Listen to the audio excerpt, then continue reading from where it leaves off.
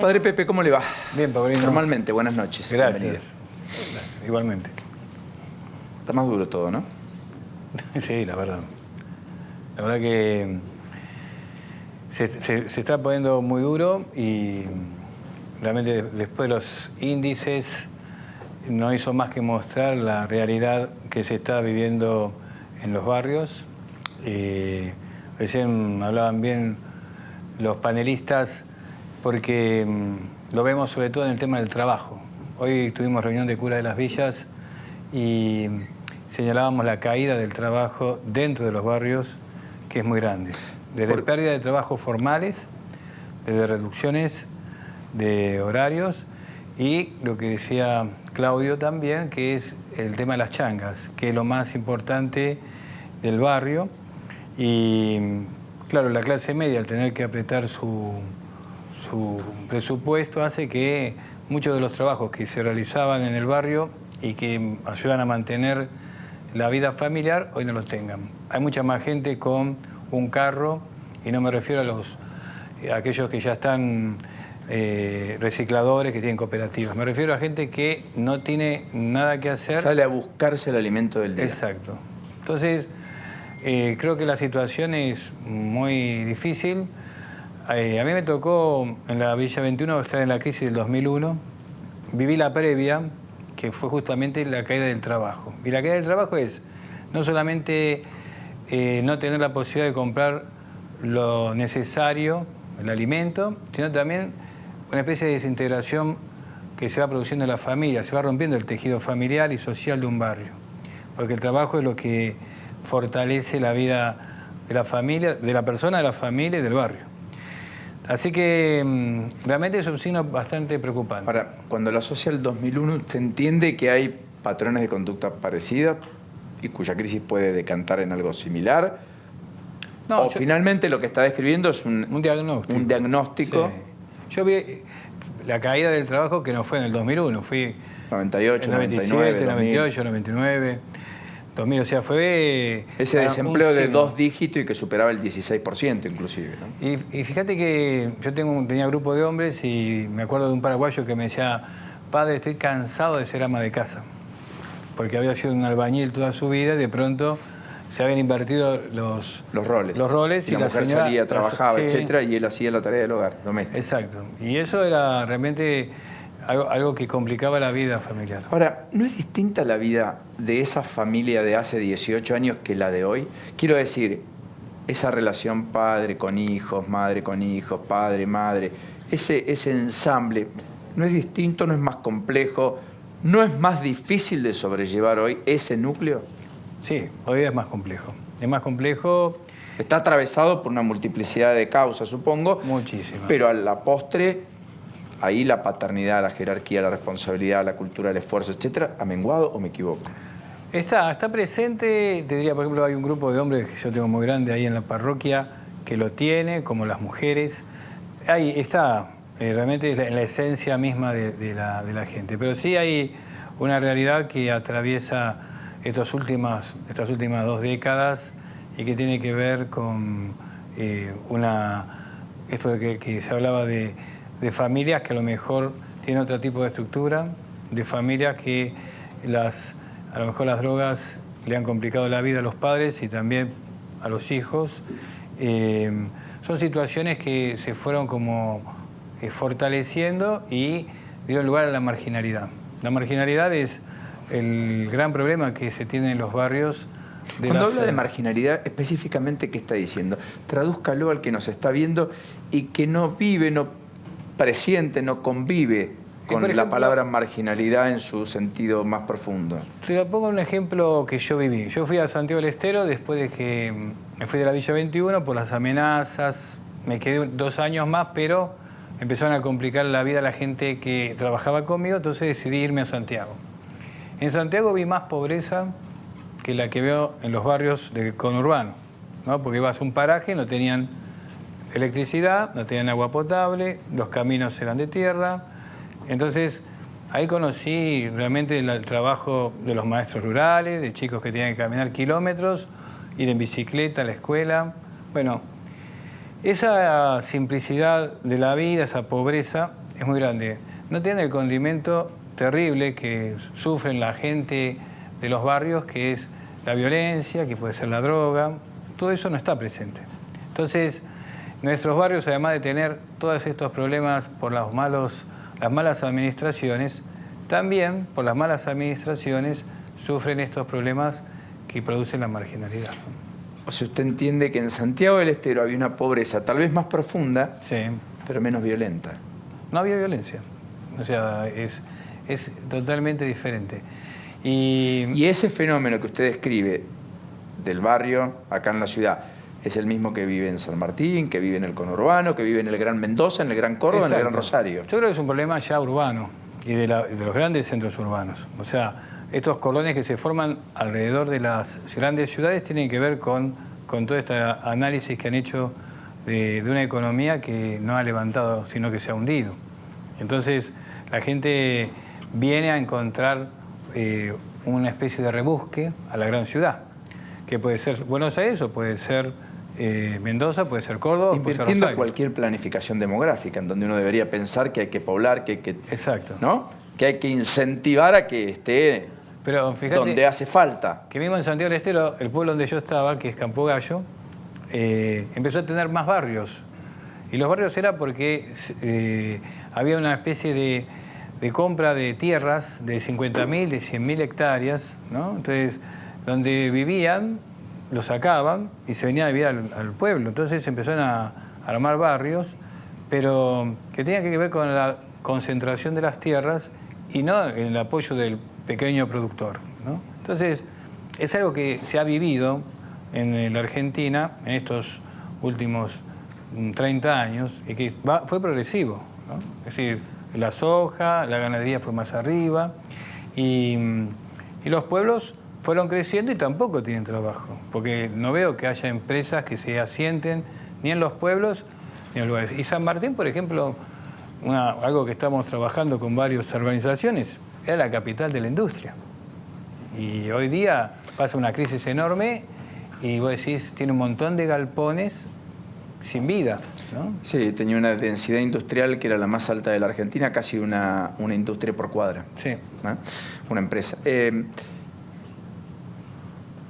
¿Cuándo le nació el apetito sacerdotal? Y mira, yo creo que así como para pensar en ser cura, estando en la secundaria y los últimos años, ¿no? Siempre tuve una vocación social, ¿no? De querer ayudar. Creo que eso se lo debo a mi familia, a mi mamá, a mi papá, que siempre tuvieron ese espíritu. Y nos ¿Clase media? Sí. Y nos transmitieron a los tres. Los tres tenemos una vocación social, cada uno lo propio. Y El cura único es usted. sí.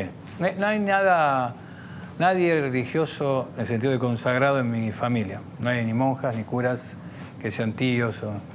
Yo fui el primero que desaté esto porque al principio le resultó difícil aceptarlo a mi familia. ¿En serio? Pero después lo siguieron. ¿A quién se lo transmitió primero? ¿A los dos juntos o a papá o a mamá? Y a mi papá primero. Y después a mi mamá. ¿Y cuál fue la reacción de papá? Mi papá, bueno, te apoyo en lo que vos decís. Mi mamá no tanto, que nos está viendo, así que tengo que ser cuidadoso con lo que digo. Un beso. No, pero invité al cura que me presentó al seminario y Y le intentaba convencer al cura de que usted no tenía que ser cura. no, le dijo, porque mi mamá es muy religiosa, la verdad que es un ejemplo, decía, ¿sabe lo que pasa, padre? Que ustedes me pedían que rezara por las vocaciones, pero nunca pensé que iba a ser mi hijo. Claro. Eso fue la Wow. respuesta que le dio. ¿Cree que hay mucho de eso en la sociedad? Que mientras no me pase a mí, Ah, sí, no lo veo. y puede ser. Creo Es que difícil ponerse en el lugar del otro, ¿no? Es difícil.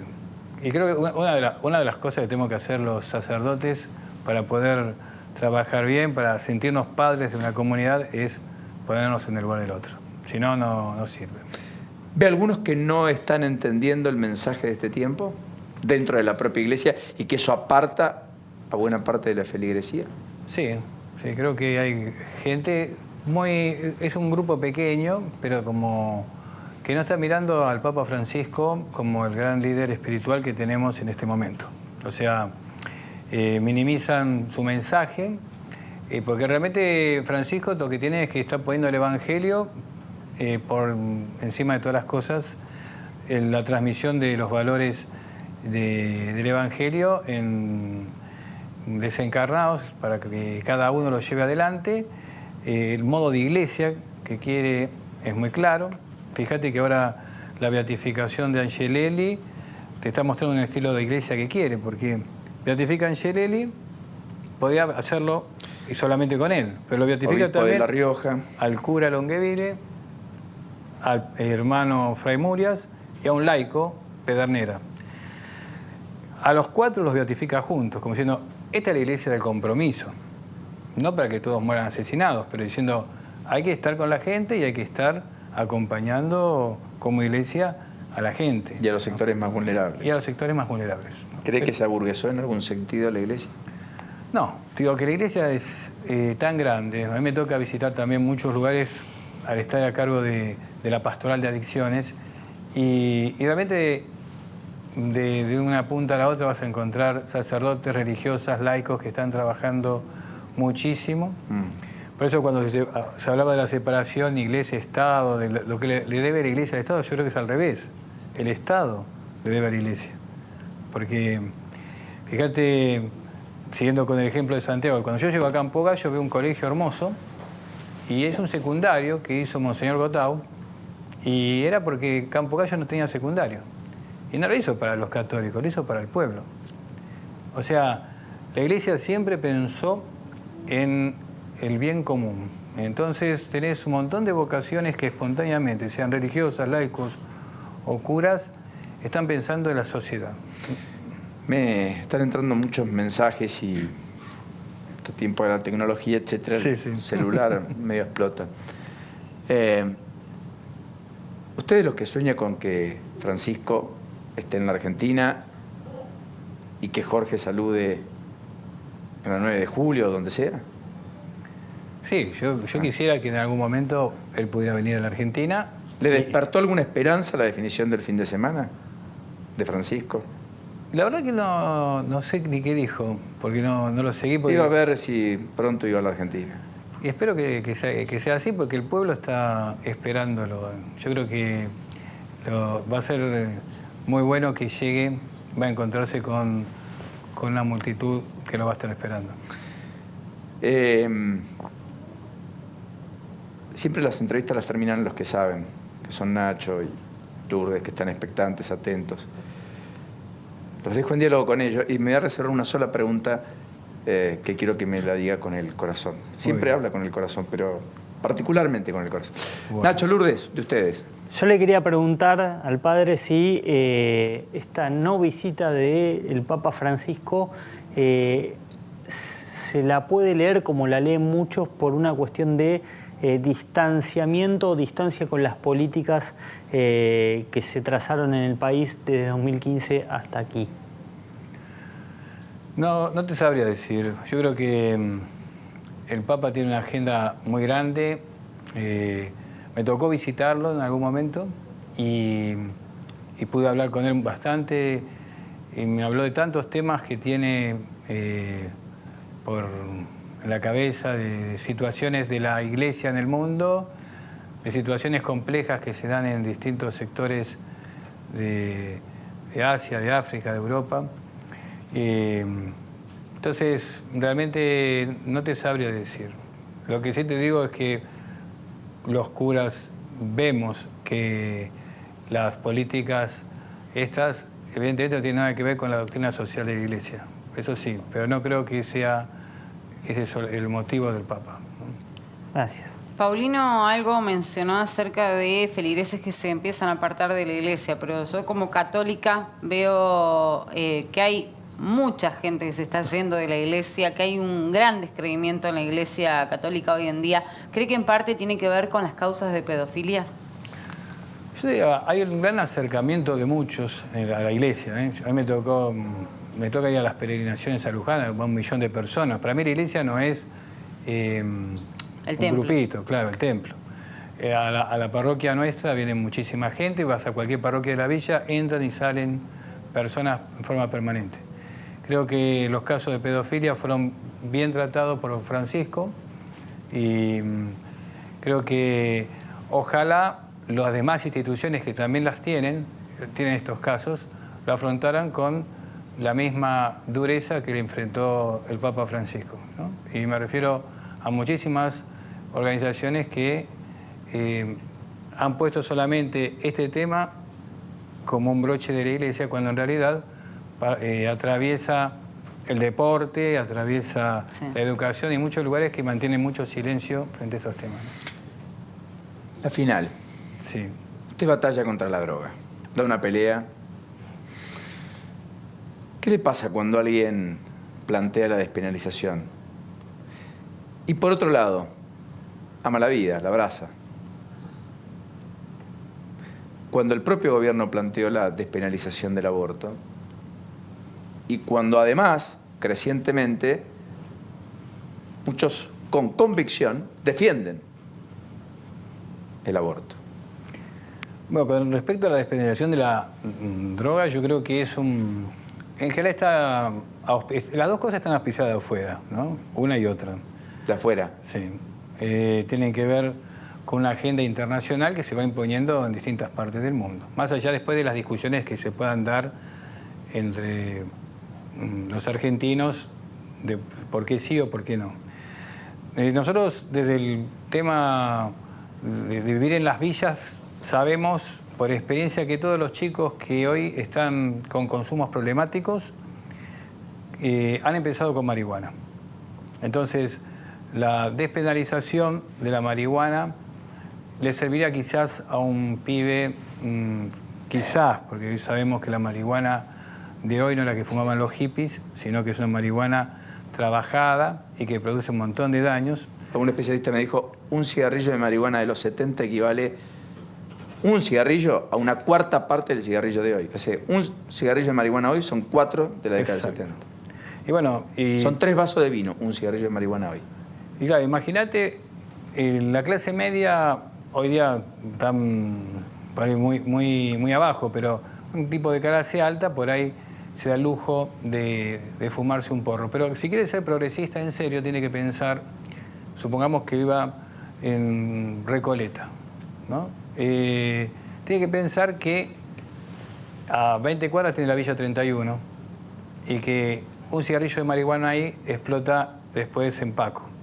Entonces, para ser progresista hay que tener, como decimos, un pie en el asfalto y otro en el barro, porque hay un montón de chicos, y más con lo que hemos escuchado hoy de los panelistas, que están bajo la línea de pobreza, sin posibilidad de trabajar ni de estudiar, y que realmente lo único que le vamos a dar es droga. Entonces, sin duda, no estamos de acuerdo.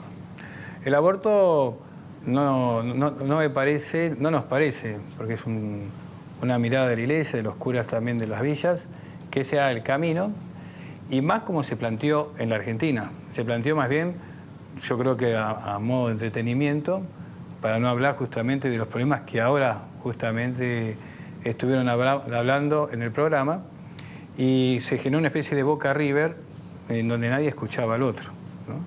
¿Y eso no trasciende el aborto, inclusive como discusión? No, yo estoy a favor de la vida. No, está bien, pero no estamos discutiendo todo como River Boca. Sí, puede ser. Es que en el fondo es una trampa política. Discutir las cosas así y hace que no se hable con profundidad. Para mí el tema del aborto es un tema que me parece que se podría haber hablado de otra manera, se podrían haber escuchado las partes, pero fue programado esto, de que sea una especie de River y Boca, donde nadie se escuchaba y donde pareciera que siempre los casos más patéticos eran la totalidad, ¿no? Nosotros hicimos un escrito, sobre todo cuando se puso en boca de los más pobres el pedido del aborto, ¿no? Nosotros sabemos que en las clases de nuestro barrio la gente no pedía como tema de salud el aborto, le pedía que tuvieran los hospitales una guardia que los pudiera atender, que la ambulancia pueda entrar a las villas en todo momento, que la gente pueda tener un especialista en cada hospital público al que va, y esos son los temas de las clases nuestras. Camina el barro, ¿eh? Sí. Padre, gracias. Gracias, Paulino, por la Hasta la invitación. próxima. Muy gentil.